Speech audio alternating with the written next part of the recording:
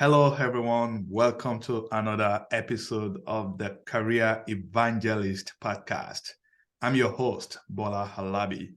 Today, it's an awesome episode because I have an awesome guest with us.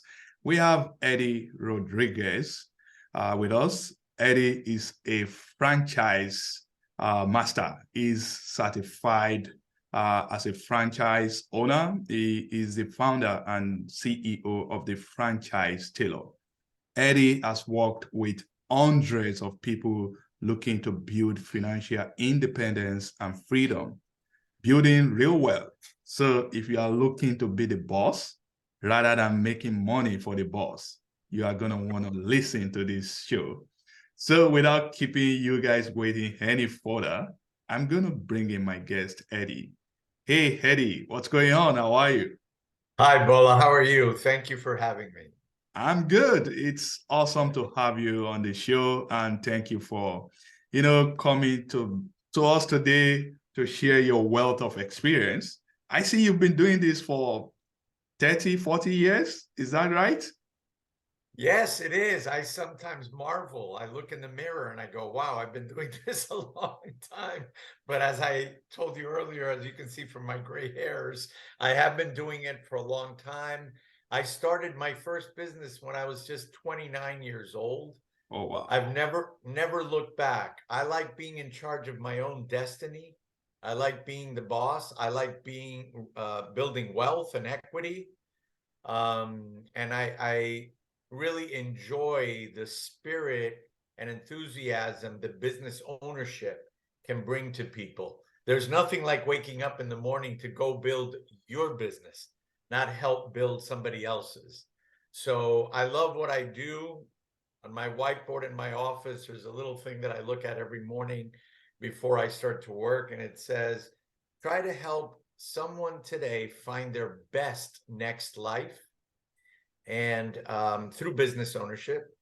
So, it's been a wonderful ride for all these years to own and build my own businesses. And now I get to help people identify ones that might bring them the same joy that I've had all these years.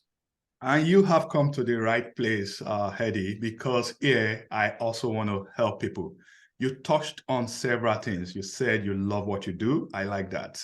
You said you want to control your own destiny. That is great. You also said that you want to be your own boss. And I know that many of my listeners, they want to be their own boss. They want to control their destiny. And they also may be interested in building wealth. I shouldn't say may, because many people out there, they want to build wealth so that they can control their time. So tell us, Eddie, how do you start on that journey of building wealth? Or maybe I should ask it this way. What is it about business or entrepreneurship that appeals to you? And why did you choose this path as how you want to build your own wealth? Yeah, good question, Bola. As a certified franchise consultant, one of the things that I studied many, many years ago before I'm doing what I'm doing now is I found franchise ownership to be very interesting. It's uniquely different to just starting your own business from scratch. When we start our own business from scratch, it's just mainly an idea that we feel strongly about, right? But Right. we have to do everything, and that business is not just validated. We don't know the customer is going to respond yes. The main difference between exploring franchise ownership and startup entrepreneurial ownership is franchises have already been created, established, and validated. What does that mean? Validated means there's other owners already operating that franchise that as you're exploring the opportunity, you can call and, for example, ask, hey, Bola, how's the experience been for you? Would you invest in this franchise again? Does the company support you? That's the other reason that franchises are uniquely different. Franchise ownership comes with support. Not only is the business already established and validated, but it comes with tremendous support, marketing support, technology support, operating support. I often like to say you own your own business in your market, but you're not on your own. You Oh, have a corporate entity there to support you. So it's a smoother transition for people that have used to work in corporate, where they work for somebody. So they dream of owning a business, but either they don't know what or how. Franchises train you on the how. So you invest in a franchise, you bring it back to your market to build your business in your market, but there's an entity there that will help support you to give you a better chance to succeed. That's the primary difference between franchise ownership and you and I starting our own coffee shop, okay. somewhere. No, I Okay. completely agree. If you are starting out on your own, you bear much more risk because of the so many uncertainties about starting a business. And you are completely right. You said franchise, one of the reasons why it's very good is that it's been created, it's been established, and it has been already validated. So for people out there that want to go into franchising, they are going into a business that has already been proven. At least most of them are successful. Now, let me ask, you are a certified franchise consultant, right? What do you do? Let's say today I want to go into a franchise business. Maybe right now I don't know the type of business. Is it retail? Is it Subway? Is it maybe home ownership? Any franchise business for that matter. If I come to you as a consultant, what would you do for me? I go very slowly, Bola. I try to get to know you. What Okay. drives you? Okay. What are your goals, short term and long term? What are you passionate about? Mm-hmm. I place many people in new franchise ownership opportunities that have nothing to do with their resumes, what they've done in the past. What I try to do is how do I identify the skill set that you have to channel your experience and also, very important, your passion. Because I truly believe, after creating and building 4 businesses in my lifetime, that what truly matters is when you wake up in the morning, if you are truly excited about making your business work, that's 9/10 of the game right there, because you're going to work really hard to succeed. You refuse to fail, so to speak. So to answer your question, I do a lot of question asking. I get to know you or my clients deeply. What do you want to do next? What do you not want to do?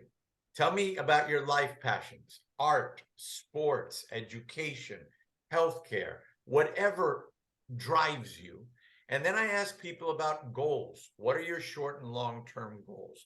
Is this a legacy business that you want to leave for your kids? Is it just for yourself? Do you have an end strategy, an exit strategy? So what I do is I spend a lot of time with clients deeply trying to understand where they are today, but more importantly, where they want to be 2 years from now, 5 years from now. And that's when I go into a portfolio of over 500 franchise brands to select maybe 4 or 5 that I think checks off all your criteria. And then I introduce you to those opportunities. Oh, Hope I that like helped that. answer your question. Absolutely. And I like the way you put it. You are not just into people coming to you and just, oh, okay, just go and start this. You want to get to know them and you want to help them so that they can be positioned for success. And I think from that questioning or interrogation or whatever you want to call it, that is helping people to set the right foundation. Because I believe with the right foundation, people can, build a successful business if they have the right foundation. So that is good. You said you like to know about the skill set, the passion, and what excites people. And I think that is completely important. Now, let me ask. As a consultant, yes, I know people will come to you. What is the difference between coming to you and maybe me going directly to these companies that I want to franchise with? going to their website, submitting application. Why do I have to come to you, Eddie? I always recommend, Bola, to people, whether it's me or other certified franchise professionals, we have a wealth of experience and knowledge. If you Google the word franchise, it might give you a migraine headache. It is an enormous industry. And if you don't know what you're looking for, if you really don't know what you're looking for, I've seen many people make big mistakes doing it the way you do.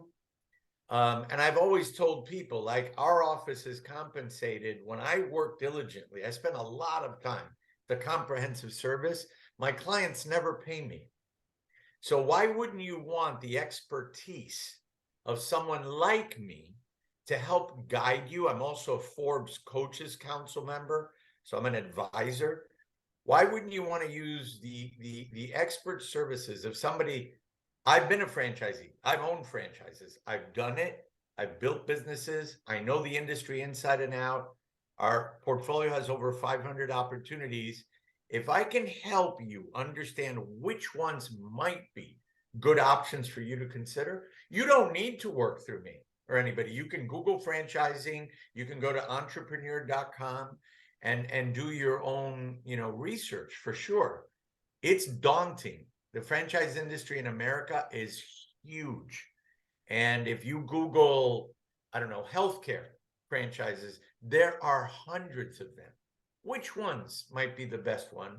And which ones might be the best one for you, your goals, your market, your investment criteria, your exits? There are a lot of details that certified franchise experts like myself disseminate from their clients, so that when we bring you the opportunities, they'll make sense to you on all the criteria that the client shares with me. But the real answer is you don't need to. You can do it on your own. Good luck with that. So, no, I totally appreciate your comment there. For me personally, I've come to realize that in this life, if you want to achieve any great things, you need experts. You need people that have done it. By the way, Isaac Newton said, I can see very far because I'm standing on the shoulders of giants. And to me, whether people are considering mentors or business coach, leaning on people that have done certain things, tapping into their knowledge is the best way to go forward. And absolutely, I like the way you responded right there. So what are some companies that are in your portfolios? Maybe you can give us one or two examples. I know you said you have about 500. What are some typical? Oh my gosh, there's so many. There's really good ones in any industry that you can imagine, whether it's construction or wellness. We represent the highest rated CBD wellness company in the country right now. CBD industry is one of the fastest growing industries in America.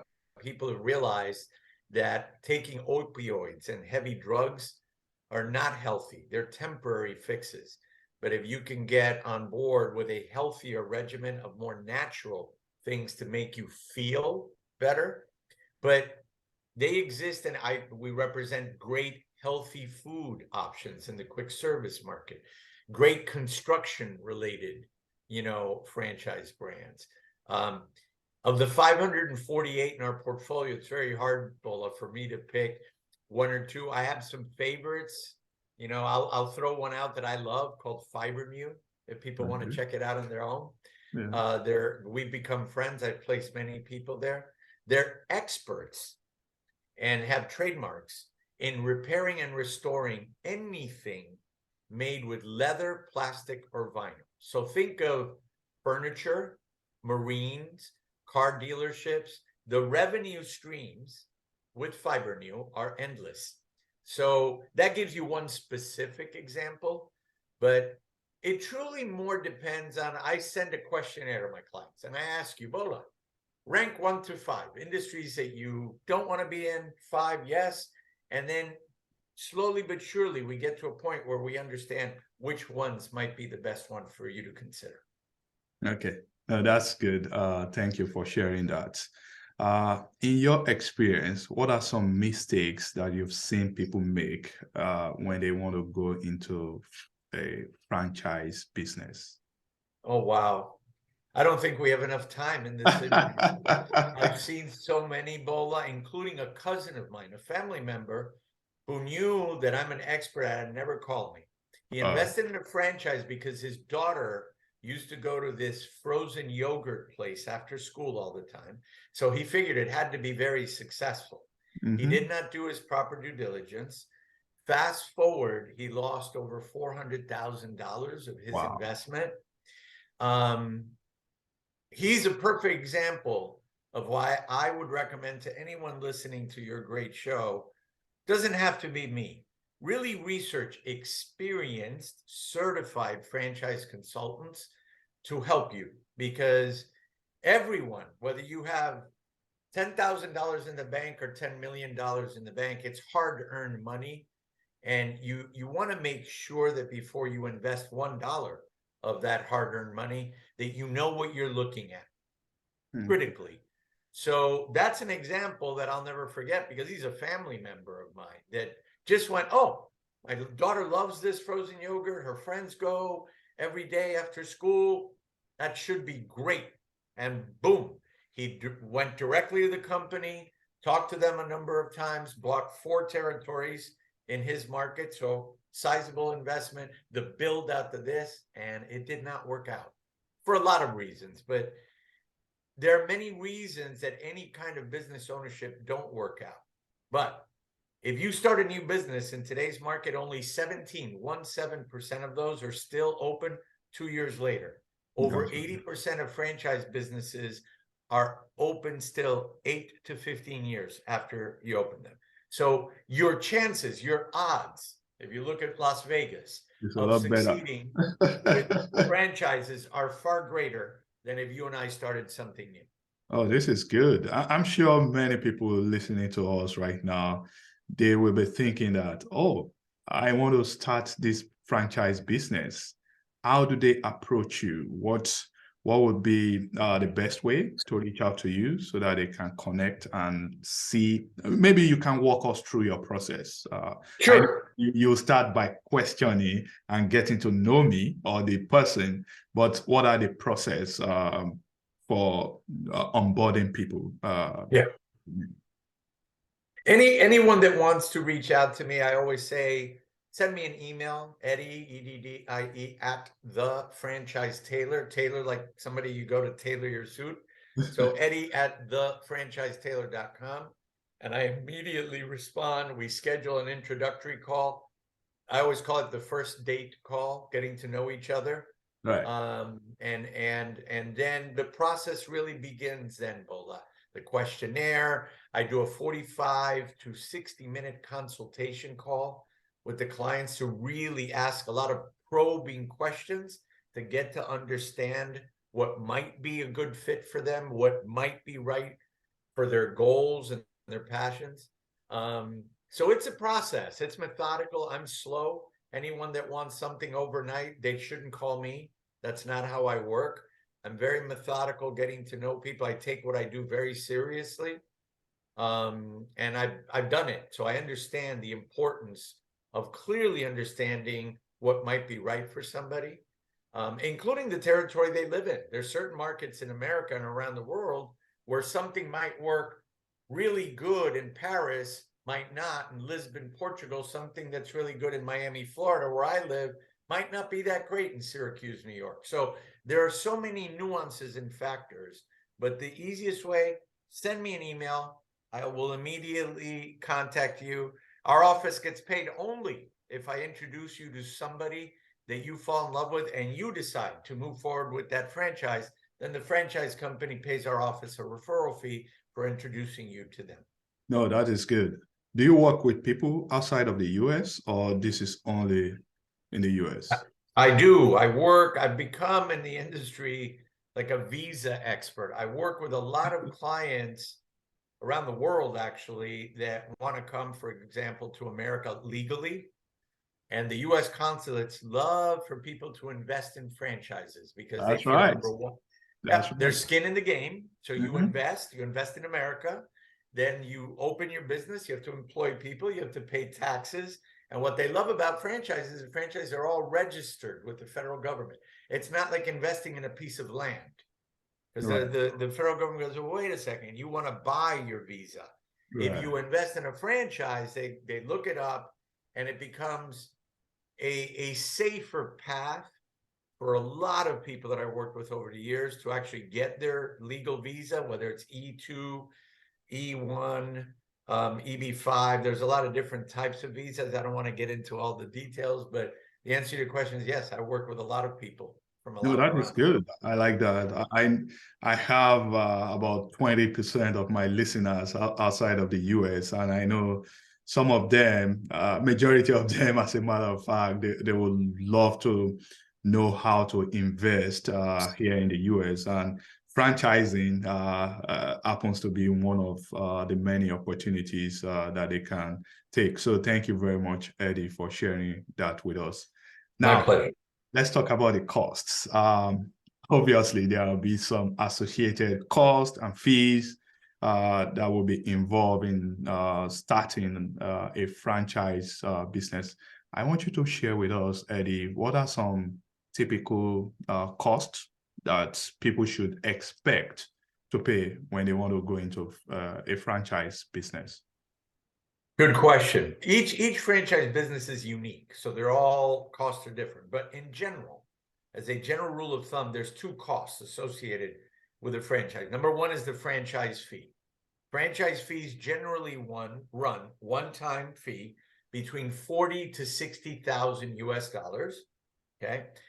That franchise fees grants you the exclusive right to operate that brand, and you get all its intellectual property and all the support. So you basically are their partner at this point, right? That's the franchise fee. That's what grants you that. All their experience, their support, etc. So now they want you to train with them. You have to come to Miami or Atlanta or wherever where the company's headquartered. And they do what's called an onboarding training. And they'll ask you, Bola, when do you want to launch your new business, right? So then when you launch your new business, like any business, there's operating costs. On the low side, a typical 12-month investment for a franchise, on the low side, anywhere between $90,000 to $130,000 US. We have franchises in the portfolio that run well over $3 million. So one of the questions that I ask my clients is, I want to be respectful. What is your investment comfort range? If the perfect opportunity came, from me or anybody else, someone knocked on your door and went, Bola, I have a great opportunity for you. What could or would you be willing to invest in that great opportunity? And then I focus on that for my clients. But on the low side, more or less $100,000. On the high side, well into the millions. Okay, no, that's good. Thank you for sharing that. I think we've been talking about all the good side of franchising. Obviously, there's going to be some disadvantages. I know I like the statistics that you gave when we started this conversation about the chances of a business succeeding after 2 years. And there is no dispute about that. Many businesses that started 3 or so years ago, maybe only 20% of them still exist today. I think you are correct to say that for a franchise business, on the other hand, there's a high chance of succeeding. I think that is true. That's a true statement.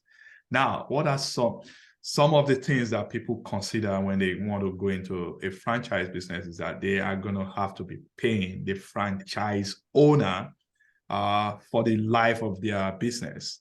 And some people may see this as, hey, why am I going to have to pay for the rest of my owning this business? What are, in your opinion, what are the downside of going into a franchise business?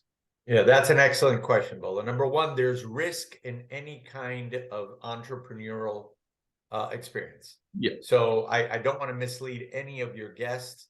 There are risks in any business ownership opportunities. One of the operating costs associated with franchise ownership is a royalty based on your gross revenues. But that royalty that you pay for comes with benefits. What is it? The royalty pays for the franchise to provide you technology support, marketing support, operating support. So those royalties, you get something for. You're not just cutting the franchise a check and getting nothing back. Because if anyone that starts a new business, you're going to have to invest in marketing. You're going to have to invest in technology. So you're still paying for it with the franchise company because they have that already established. You pay a royalty based on sales, but you're getting support. You're getting value back for that royalty. That being said, a lot of people think that franchise ownership, yes, has a greater chance of succeeding. Well, when you get back to your market, you have to work hard. People think that you turn on a light switch when you open a franchise and boom, millions of dollars are going to come in. Wrong. You have to work hard. You have to work smart. You have to follow a system. Like one of the things that people should think about before investing in a franchise is you can't do everything exactly as you want. You have to follow a certain system. And that's one of the most important reasons to invest in a franchise, for you to go, okay, they've already done this. They know how to run this. I'm going to follow their system. Those that go back to their market and don't follow the system and do everything on their own, not a good idea. They probably will fail. So to be honest with your guest, you have to work hard. You have to follow the systems. And yes, you do have to pay a monthly royalty for the life of your franchise agreement, but you do get some value for that. Absolutely. Work hard, follow the system, and that is very, very important. So, Eddie, as we are wrapping up this conversation, can you share some of, and I think maybe you've touched on that maybe by referencing the need to follow the system. What are some best practices for owning a franchise business? Yeah, when you go to train with any particular franchise, they will provide you with a system manual, an operating manual, and you will spend 1 to 2 days at their corporate offices where they will walk you through how to run and operate your business. And if you run it that way, your chances of succeeding are great, depending on the business. All businesses operate differently. But I sometimes work with clients that have a big ego and go, no, I know how to run a business. And I always go, kindly, sir, maybe franchising is not right for you. Maybe you should open up your own business. The smartest thing to do, I'll give you an example. The most successful franchise owners in America are military veterans. They know how to follow others.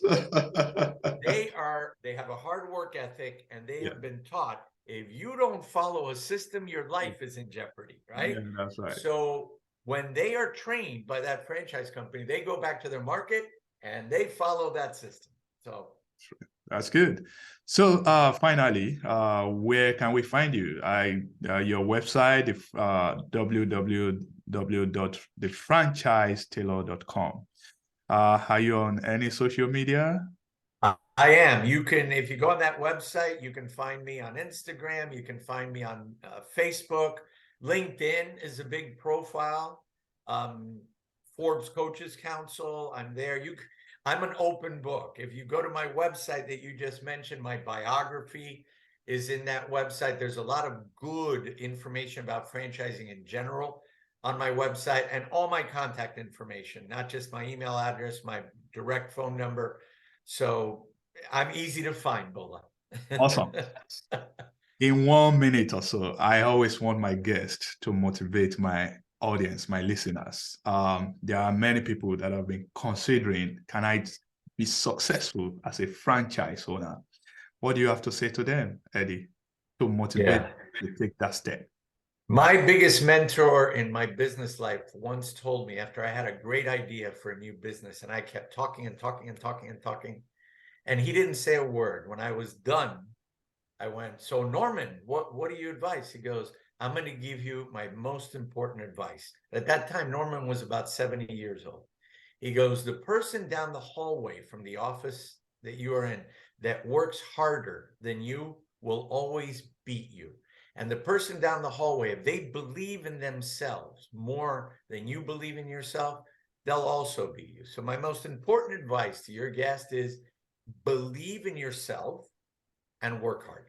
Thank you very much, Eddie. It's been awesome. Thank you for coming on our show. My listeners, they are going to find this very, very, very beneficial. Thank you for your wealth of experience. Bola, thank you. It was my pleasure. I really enjoyed our conversation. I wish you and all of your guests only the best of luck. You too. Thank you. Okay. Bye.